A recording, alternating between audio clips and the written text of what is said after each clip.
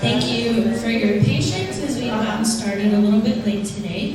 Good to see everybody. Thank you for being here for August's forum. Today's opening reflection is a collection of quotes from one of my favorite books, Braiding Sweetgrass by Robin Wall Kimmerer. As harvest season is upon us, I'm reminded of the beautiful way that Kimmerer talks about nature and plants. She's a botanist and a member of the Citizen Potawatomi Nation, a federally recognized indigenous tribe. She says, "Even a wounded world is feeding us. Even a wounded world holds us, giving us moments of wonder and joy. I choose joy over despair, not because I have my head in the sand, but because joy is what the earth gives me daily, and I must return the gift." Paying attention is a form of reciprocity with the living world, receiving the gifts with open eyes and open heart. One thing I've learned in the woods is that there is no such thing as random.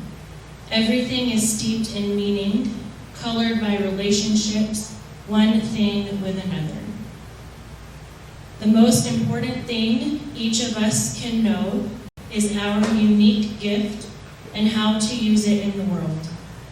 Individuality is cherished and nurtured because in order for the whole to flourish, each of us has to be strong in who we are and carry our gifts with conviction so they can be shared with others. Plants are also integral to reweaving the connection between land and people.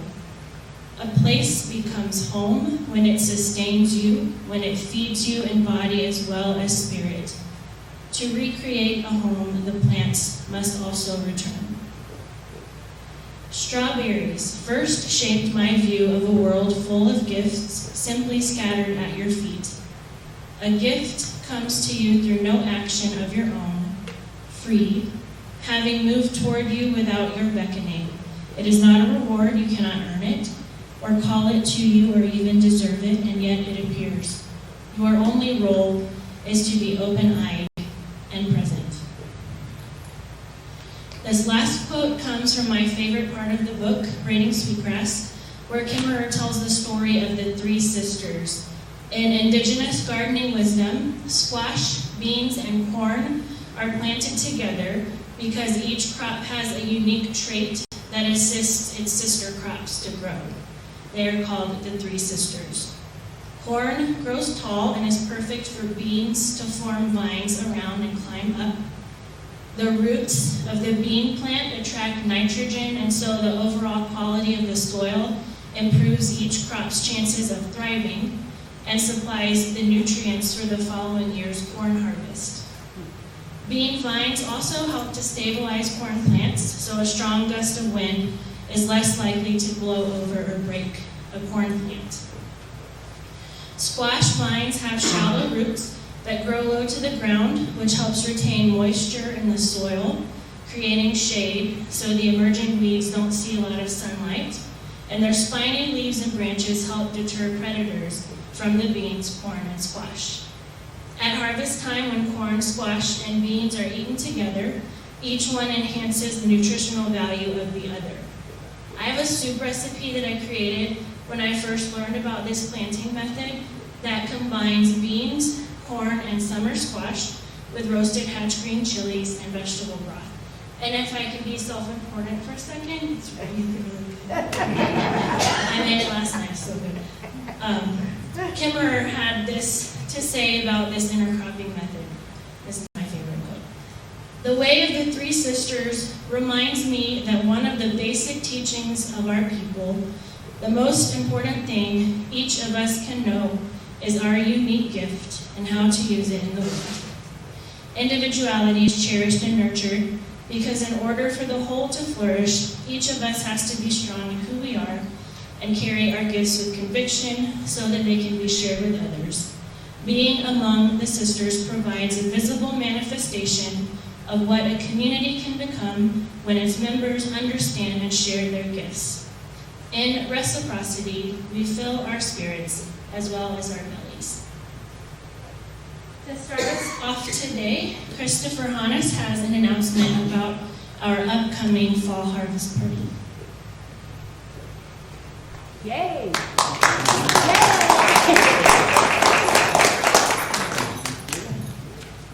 Hello, everyone. I'm Christopher Hannes, the Donor Relations Coordinator here. I manage the Eaton Seniors Community Foundation. We are very excited to announce our fall harvest party. This is going to be Thursday, September 12th at 4:30 here at Eaton.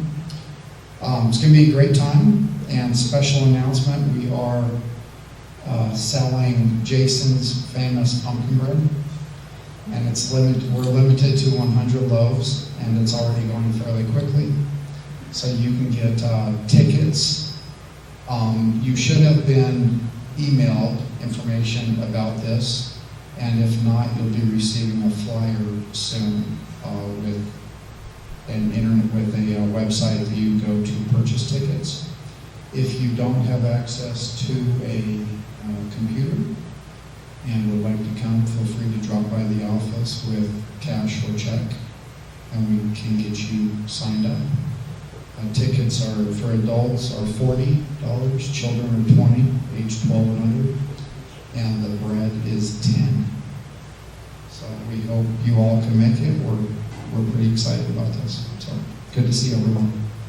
Thank you.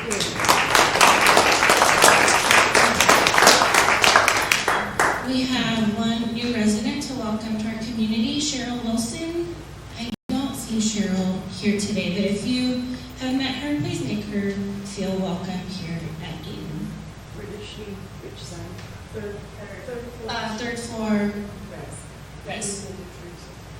Oh, Teresa's probably Barbara Kleiman is going to lead our DEIA moment today. cool. Yay, Barbara.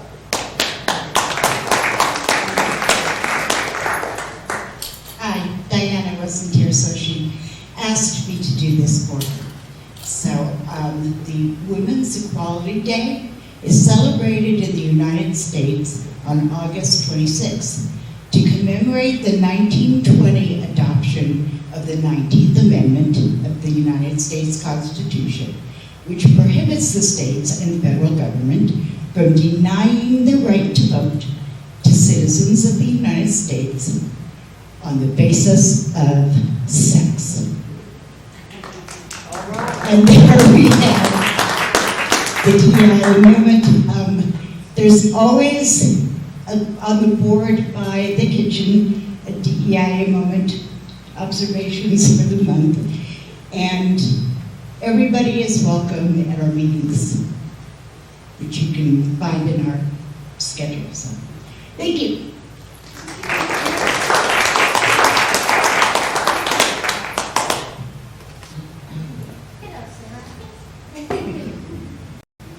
Yay, Sarah. Yay. I was just reading to see what I'm going to talk about. Since our last meeting a month ago, we've learned there's another COVID booster. It will be available in September. We do not have a date yet, but we've heard through the grapevine that the next strain of COVID is quite wicked. For this clinic, I do have to do it by appointment only. So I actually have to have everyone sign up if you're interested, because Safeway has to run our insurance before they can give us the clinic. Last year, the federal government covered the cost of all COVID vaccines. That is no longer available to us, so we have to do it kind of the old-fashioned way. If you would like to be included, and please know that vaccines at Eaton for both staff and residents is not mandatory, but we'll want to make sure that you have access to it if you're interested. So just give me a call. I've also left the consent form with Debbie, where you can sign a consent form for either the flu or the COVID. I'm going to keep a binder at the desk as you come into the clinic each time, and we'll pull those out if you've had one completed. It'll help the clinic to go quicker. We anticipate doing the flu clinic September 30th from 12 to 4 in this room. It'll be a walk-in clinic, so that means no appointment. We tend to get quite a rush at noon, so you might want to wait till like 1 or 2 to come down unless you have a need to get in and get out. Okay, so again, that's walk-in only, no appointments. The COVID vaccine clinic, as soon as I get that date and we set a time for Eaton, I will be sending you appointment reminders to come. Okay, any questions on that? So that date up there is not correct. Oh, so the one on October 4th, that's probably my goof. So members of Kaiser, you have a special clinic that will be held on Thursday, October 4th. We've always had a challenge working, offering services to Kaiser because they like to keep everything in-house. But we found a pharmacy that works with Kaiser, that can give Kaiser members their vaccines, including COVID and flu.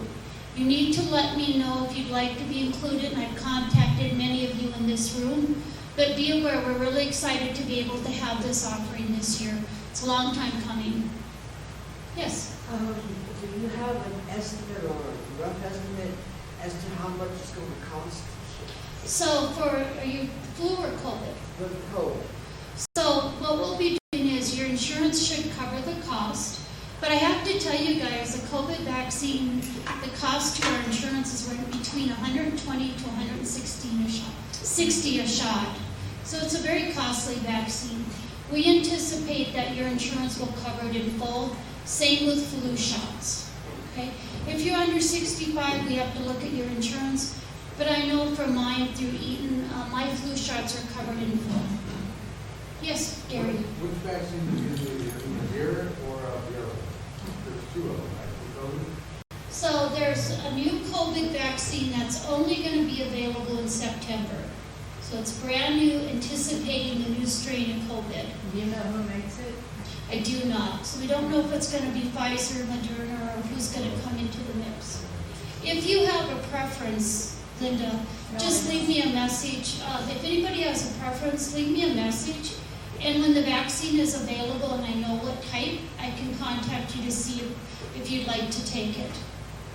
Okay. Any other questions? Okay. Oh, Lynn. Do you need one of those green sheets separate green sheets for each shot? Yes. Or can you combine it? So what we're actually going to do, we're going to make it very easy. If you fill one out, I'm going to make copies so I can use one for COVID and one for flu. If by chance you don't take one or the other, the vaccine, we have an extra sheet, that's just okay. And then if anybody needs other vaccines, we offer clinics all year round. We work with Safeway, we can do all the vaccine types, so we want to keep ourselves and our community healthy. Yes, Linda? Can we get a list of these shots that we have had? So the way that it works, Linda's question was, can we get a list of the vaccines? I know that some people had thought that I kept a list of all of our vaccines that each of us has taken. I do not, but what we can do is Safeway can provide a list of all the vaccines because it's registered in a state database. If you came from maybe some towns surrounding the metro area, some vaccines may not be in the database depending on clinic size or when you had taken them, but we can also then call that clinic. Okay? So that's how we know if you have vaccines. I know that's always kind of a tricky question. Is it hard to access the state information? You know, I don't know. I've never actually done it for myself. I know that through Safeway they just take our date of birth, and they also want your legal name. We had kind of an interesting oopses last time where someone's nickname is not their legal name, and so it kind of confused the pharmacy. So when you fill out the forms, if you can put your legal name and then your nickname you go by in a quotation mark, that would be great. Yeah. So Gary, to answer you, I don't know, but I can't think it would be impossible. Yeah. And I know mine are on there since childhood, and we're talking a long time ago. Okay, any other Oh, questions? that's interesting. Okay.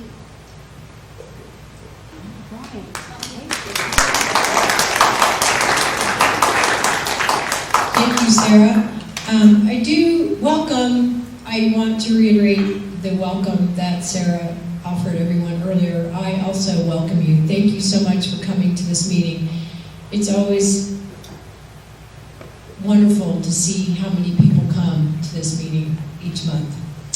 I want to stress that I do consider each one of us unique gifts here at Eden. For those of you who live here, and this is your home, and for those of you who work here. So thank you. I don't have much today. I do want to give you the results of the forum survey that I put out earlier this summer with a deadline of July 31st. Debbie Coop collected those for me, and then when I came back from vacation, I tallied up all the responses. And I wanted to share some of the comments that I received from the survey. I received a total of 56 surveys back, which I thought was pretty good. 9 of those were from the summit, 41 of those were from the residences, and 6 of those did not indicate residents our summit, which was completely fine. Of 3 of those 56 responses, of 3 of those 56 indicated that they didn't feel the forum was helpful at all, in the sense that I or Diana did not listen to feedback. So for those of you who feel that way, I am sorry. We do listen to what you request or ask for in this meeting, and make changes as we can, or if we can. 53 of those responses were very positive, and some special requests included that we provided more reminders each month about this meeting. A lot of the comments indicated that individuals just forgot, they would forget. So it is on the monthly calendar provided by Allie Matizik, our Director of Life Enrichment. It is also on the television monitors, and it is also, I believe, and I'm feeling comfortable saying this, that it would be on the app, the Unit Guest. I always want to say Unit Quest, Unit Guest app. So there's a lot of places where you can find the information for the forum. So at this time, I won't be increasing notifications because some of the feedback we get is that there are too many flyers, just too many flyers. So I just wanted to provide that information. Other items requested on the survey included that we incorporate residents in the DEIA movement, and Diana did take that to heart right away, and obviously let's give Barb Kleinman another big hand for doing that for us today.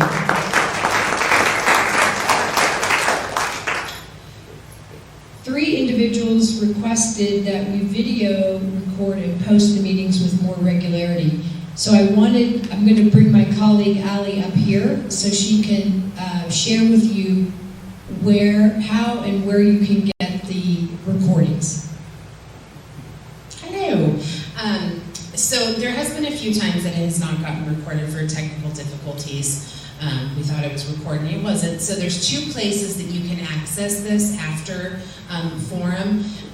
Usually it will be on there by the Friday afterwards. I post it on the Facebook group, so if you're not part of the Facebook resident group, you want to join that, it will be on there. The second place, if Facebook isn't your thing, not everyone likes it, in the app, if you have the Uniguest app, under videos, there is a link in there, and I will post it in there. So those are 2 different places that you can do that. So if you need help joining either one of those, let me know, but you can use both of those to watch the videos if you're not able to attend. Thank you.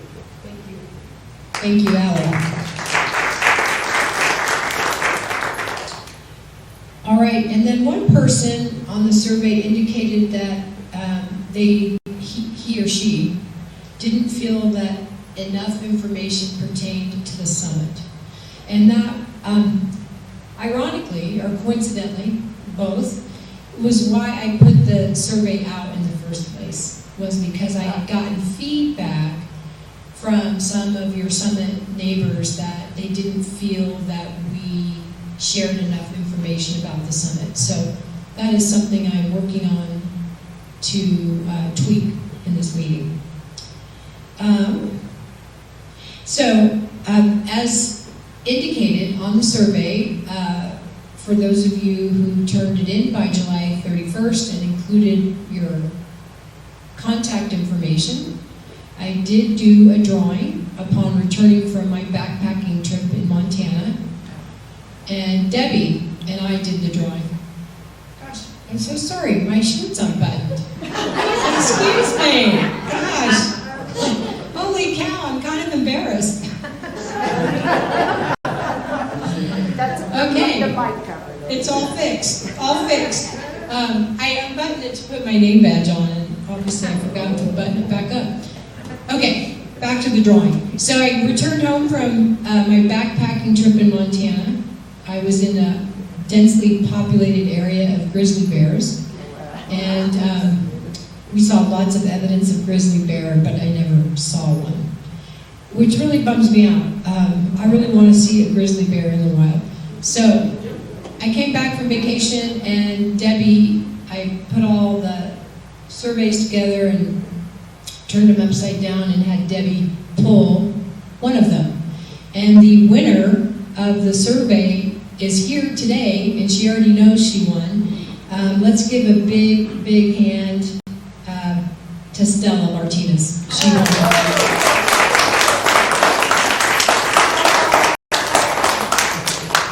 So, in summary, what if I just kept going on and on about the survey? In summary, the feedback overall was quite good. I'll be making some tweaks. Diana and I will be making tweaks. We'll be working with Sarah as well, and we'll move forward there. Before I move on to Go Farm, I want to thank everyone who attended the Lakewood Police Department's crime prevention seminar or educational seminar. Who in this room attended? Raise your hand. Wow. Okay. Clap if you liked it.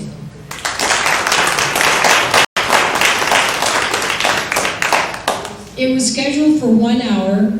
The two gentlemen from Lakewood Police Department, Cody and Quinn, stayed an additional hour. It went for 2 hours, and Quinn's presentation was very informative and very helpful.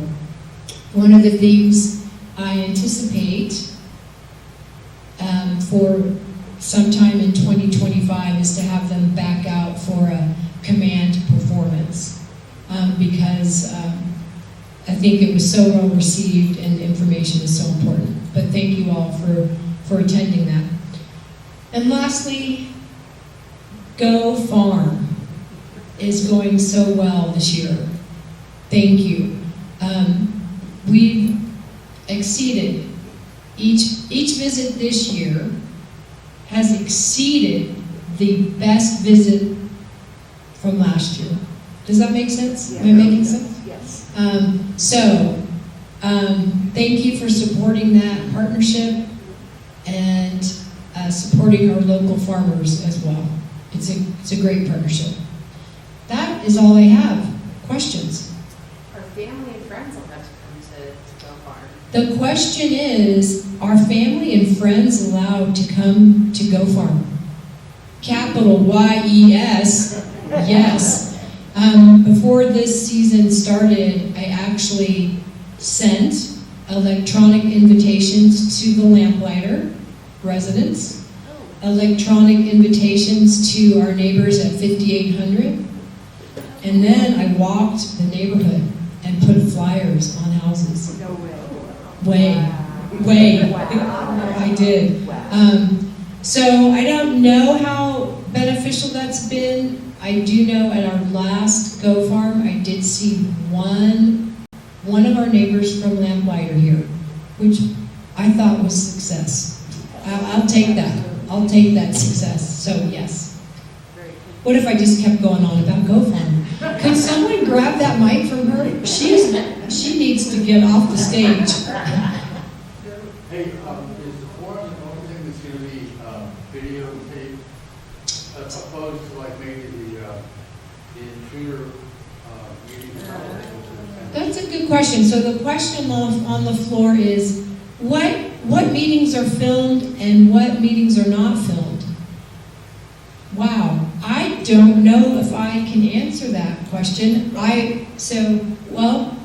So Don has his hand raised because he is filming this on his own personal device, which is not something I have control of.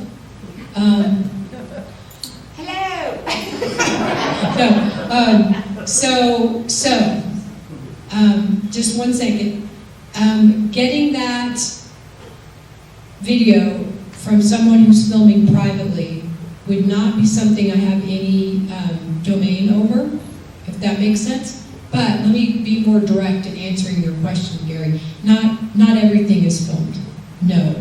The answer, and honestly, you bring up a good point. I didn't even think of filming the crime prevention seminar. That's something that I need to be more mindful of on what we can film. And if indeed, I didn't even ask Quinn if that would be something he would be agreeable to filming. Don. Okay, I forgot to fill out the survey form for you, but I have strong opinions about it being taped. I think every one of them should be taped, because I get irritated if I miss a good thing happening. And this I will put on the floor. I will put onto our Facebook page. I'm a frequent contributor to the Facebook page, as those of you who go there. I put on all kinds of flowers and sunrises and stuff like that. And I will be happy to put this one on up, and I will be happy to take on the responsibility of taping things like this. Okay, Don, I will connect with you. I'm not going to put that burden on you at all. That burden falls on me. Okay. But thank you for taping this meeting today. But I just want to make clear that burden does not fall on you. So, okay. But Gary, back to you. I'm going to be working on that with the leadership team to increase the recording and filming of meetings. Okay? I can't promise that it's going to be an overnight switch by any means. Okay? That would be another helpful thing for new residents when they come here. Yes. You and I are in agreement here. No disagreement whatsoever. It's just not something I think of at all. Okay. I didn't get my first cell phone until 2017. Okay. Yes. Are they going to put the curtains back up on 6th floor? So the question is, are we going to put the curtains back up on 6th floor? We had the big windstorm in early April, and that whole glass front shattered in, and we had to take the curtains off. And the answer to that is yes. We are waiting for that vendor to come back and refit those, what are those things called? Are they valances or balances? Balance with a V. We're waiting for that vendor. She needs to come out and refit the valances because we have new piping there too. And she just keeps delaying. Nathan has been in contact with her probably 6 times. And every time she says, I'm on my way, and then she has to reschedule. So we're at her mercy. So the answer is yes. Yes. I have like a 2-part question. Last month or before we had a power outage, we ended up going 2 nights with solid darkness out there. For those of us who have to walk dogs or we have to go somewhere in the middle of the night, it's pitch black and it's very dangerous. We couldn't get anyone here to turn the lights on for us. And the second part is... Could you tell me what power outage you're referring to? What was the last one? You were on vacation. Was I in Grizzly Country? Yeah. Okay. Yeah, you were on vacation, and some dump truck took down the power lines, and we were totally out of there. Everything was gone. And For 2 days? for 2 days, Back outside. yeah, no lights the whole weekend. Oh, outside lights. Outside lights. Outside lights, they get to reset until that Monday. Okay. And, Okay. I mean, is there a reason why Well, I think Nathan is speculating right now, to me, right now, in real life, that he believes that that's exactly what happened, that they needed to be recalibrated, and there was just, it wasn't communicated. So that's what he's speculating. We'll tighten that. What? They were called, we called, they just worked at the maintenance number and told them we had no lights. Our night monitor did the same thing, and it's like, but I mean, it's dangerous for us to be out, we can't see nothing out here in pitch black. No, we're in agreement that it's dangerous, yeah. And we've tightened up that line of communication. And Nathan is telling me right now that he and his team have tightened up that line of communication. Okay, and then part two? Part two is the same power outage because there was, a lot of residents were down into the Summit lobby because they had no power, none of us did. And just to get air circulation, when we tried to open up the windows that we do during heat pump to cool off, we were ordered to shut them down. We couldn't do it if you wanted to go out, but it's 90-something degrees to go outside. Who ordered that? Who ordered you to shut them? Okay. Oh, so I'll tell you what I do know of that power outage that Saturday afternoon. Was that Edie's report to me, which I didn't get till after returning from holiday, was that a lot of people seemed to be very confused as to what to do during a power outage. She had a lot of people coming to the desk, or I should say she had some people coming to the desk wanting to know where the emergency outlets were and the like. And that really baffled her because Edie has worked here almost 30 years, and during her tenure here, we used to have assisted living. The bulk of her time here was when we owned and operated assisted living and did have emergency outlets in the community room located in the assisted living building, which is now the Summit. So I think I'm speaking on Edie's behalf, and I hope I'm speaking correctly. I think she was a bit overwhelmed with the questions coming her way that day. She is working all alone, and that can be very overwhelming for the staff members who do have to work alone, and that includes Edie and then our overnight building monitors, really depending on what's happening. So let me connect with Edie.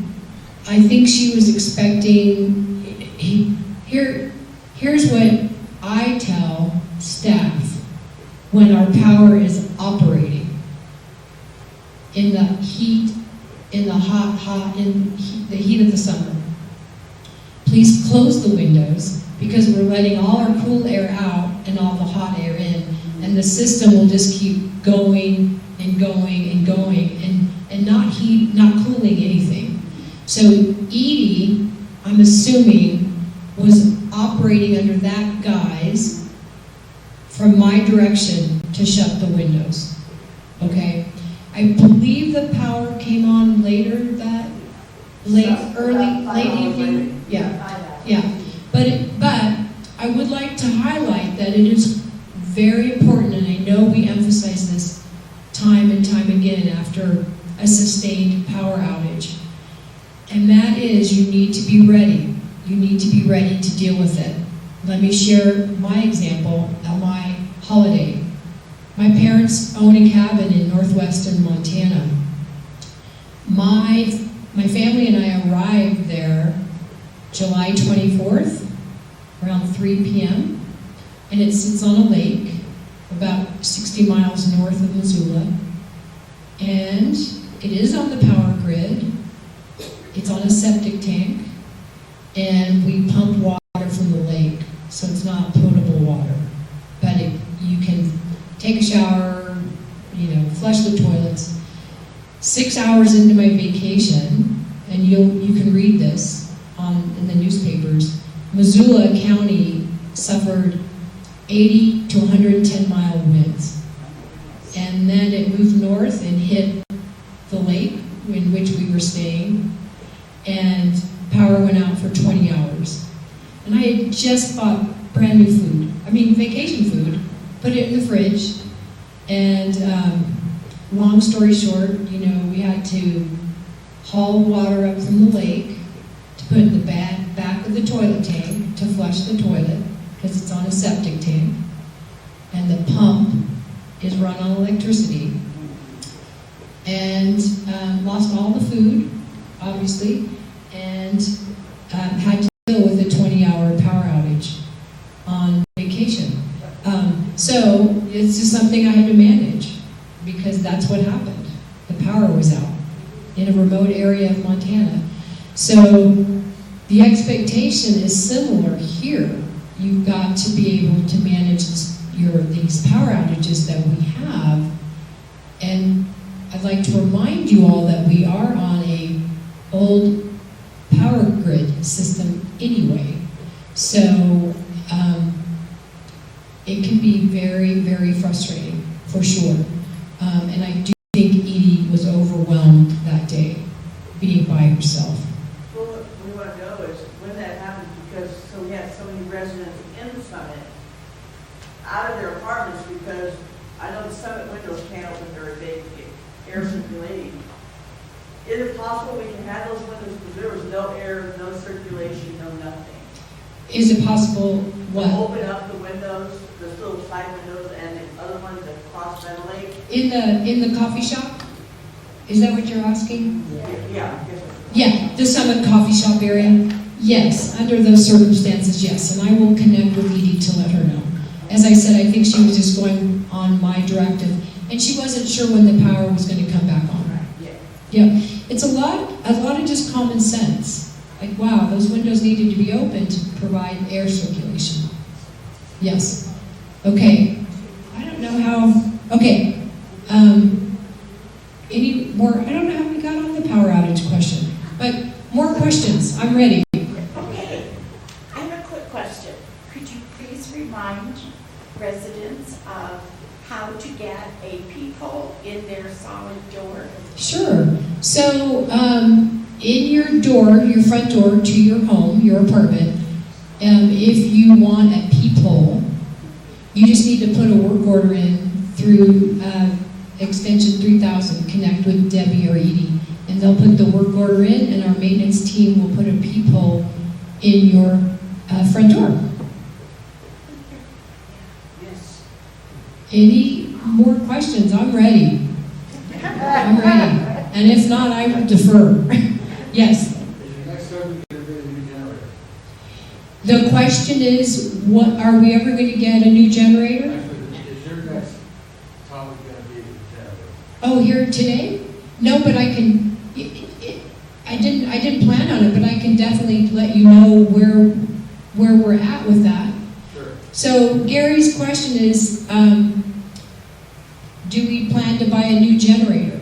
So let me just tell you where we're at with that. We have a generator on the north end of our campus, outside of, it's on the main floor and ground floor outside of the west side of the Summit.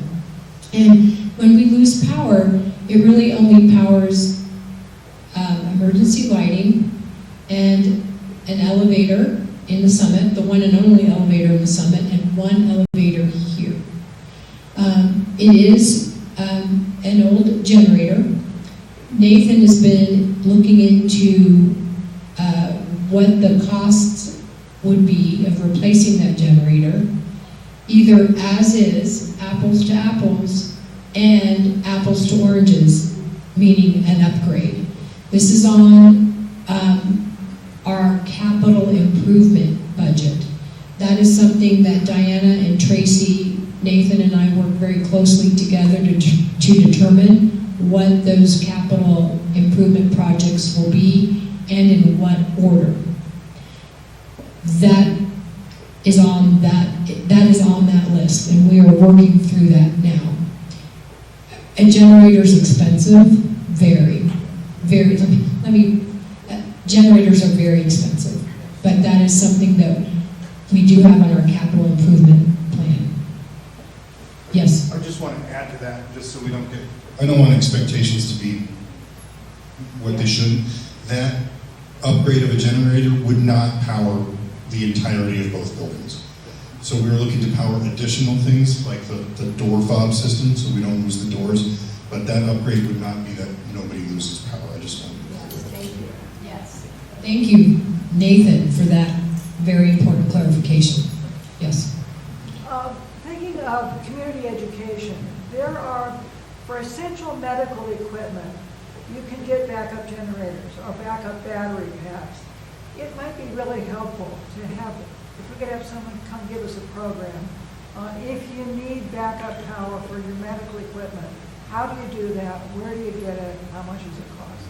Okay, there's a request from your neighbor for us to provide an educational seminar on how to navigate a power outage if you have durable medical equipment that requires electricity. Okay, so I'm writing that down. Okay. Thank you. All right. Did you encounter a grizzly bear on your trip? So the question, thank you for asking. I'll talk about my vacation. My family and I as you know, come from a very large family, and we go backpacking once a year. And that includes nieces, nephews, my kids if they're available, my sisters, their spouses. I'm the only divorced family member.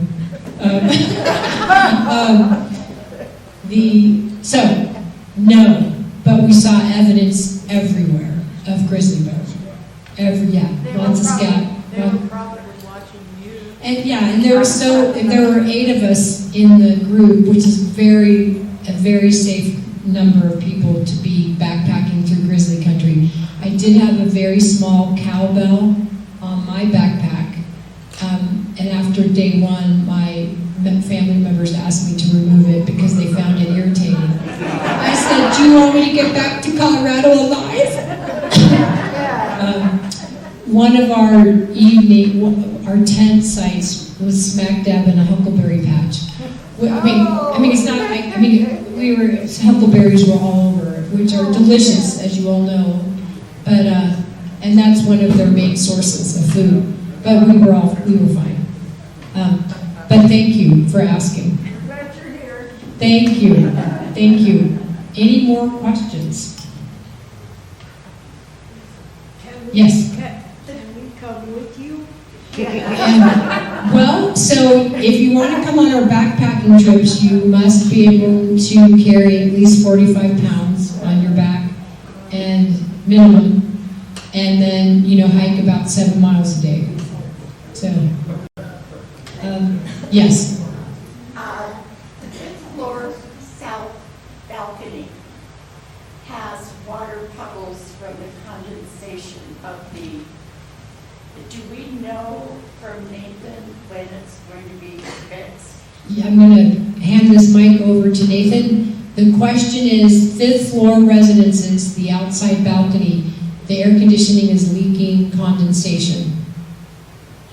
They are going to reroute that pipe out and over the edge, just like on the other balconies. I don't have a specific date, but I would imagine this week or early next. Okay, because it's not on the weekends, because It's really just weather they've not related. returned the units It's all that, and then it's just weather related. If it's more humid, it don't come out so much. So it just sort of does what it does. But they're going to reroute that.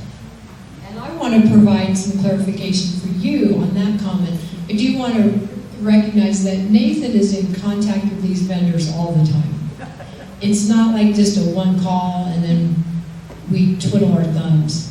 It's like, when are you coming? When are you coming? And they'll schedule something and then they'll reschedule. So we are at the mercy of either their schedule and or their labor shortages. So it's frustrating for sure. Yes. I'd just like to mention with Edie, I remember a little bit about when the light has no heat and no windows. Edie stayed way over her time because she didn't want to leave us alone there. And I think she was asked a lot. Yes. So there. But Go ahead, I'm sorry. Yes, I do, the comment from your neighbor is regarding the most recent power outage, that Edie went above and beyond.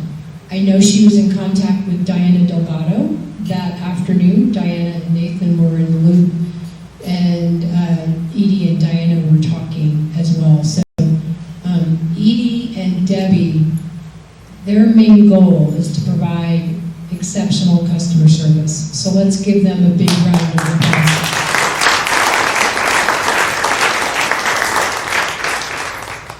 So thank you. Additional comments or questions? Yes. I just want to say that I think we forget, because we're in such we're all senior communities, and you take such good care of us, and you care so much about it. Sometimes it's easy to forget that we are truly independent living, and you don't technically have to do much of what you do for us, and I just want to say thank you. Because it makes such amazing difference in our quality of life. So thank you. So thank you, and I extend that same gratitude to everyone who works here. The comment on the floor was just giving Eaton staff many thanks for the services and the support we provide, understanding that individuals need to be responsible for their own emergencies. Yes. Hey, I have a suggestion. During the event of the power outage, we're more susceptible to an intruder. If we lose power to the key fob and stuff, right? If we lose power to the door, it's easy for somebody to come in. So my suggestion is make an emergency button maybe on each floor, like doesn't operate on the power system or operate on a separate power system, to have, in the event there is an intruder, somebody can press that button or whatever and alert both sides, the whole building, completely. I know that's a big deal, but I'm just saying, it's just a suggestion. Thank you. So the suggestion on the floor is when there is a power outage, the campus is more vulnerable to a potential intruder, and that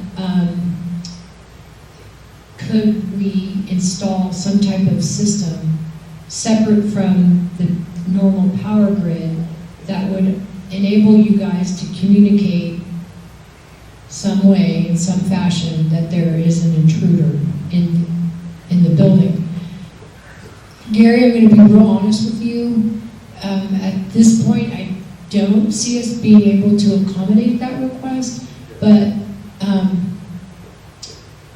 it's an interesting suggestion. I thank you for the suggestion, and to really mull that over, but I don't see us being able to accommodate that at this point in time. Well, we don't want any grizzly bears coming. I know. No. Any more questions, thoughts, comments? There was a bear at Park Meadows yesterday. Oh, so your neighbor is saying that there was a bear sighting at Park Meadows Mall, which is way east, off of I-25 and County Line. I think it's on County Line Road. That makes me sad when wildlife gets so turned around and stuck in the metropolitan area. Well, they captured it and relocated it. Yeah, good. Story ends well. It was recaptured and relocated. One last story about myself. Do you have a couple hours? No, kidding. Do you have pictures? I have a degree in wildlife biology. I have a degree in environmental science and wildlife biology. And you say, wow, that's kind of weird that she is an executive director here at Eaton Senior Communities. But suffice it to say, my senior thesis was on grizzly bears. So I am and my thesis was because I couldn't study the grizzly bear in the wild in 1984 and 1985 when I was a senior at CU Boulder. I spent the whole year each week coming down to the Denver Zoo and recording people's reaction to grizzly bears, and that most of those reactions were very negative. and how at the time, and grizzlies are on the endangered species list. Anyway, I'm just really trying to tell you that I really love grizzly bears. Obviously. So they are magnificent, magnificent animals. Yes? Do you like going to the big sky country to the backpack? Oh, yeah. That's where I do most of my backpacking. Why the big sky country? Well, because it's beautiful. It's just beautiful, and I grew up there in the summers at my parents' property. Yeah. My parents went to, my mom was from Missoula, and she went to the University of Montana. Her parents were professors there, and my dad went there, and they met and had 6 kids.